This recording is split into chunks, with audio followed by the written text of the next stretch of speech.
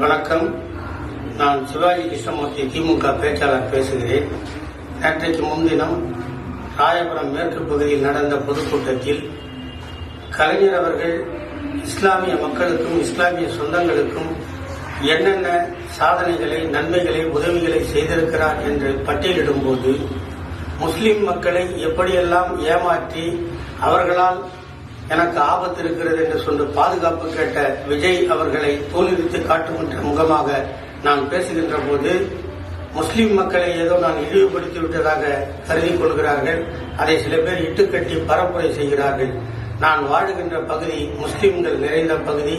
என் வீட்டில் அருகில் இருப்பது மசூதி.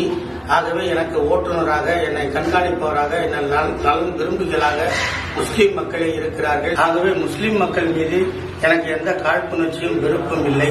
ஆதங்கத்தில் கேட்டேனே தவிர அதில் வார்த்தை தடுமாறி இருந்தால் அதற்காக என் வருத்தத்தை பதிவு செய்கிறேன்.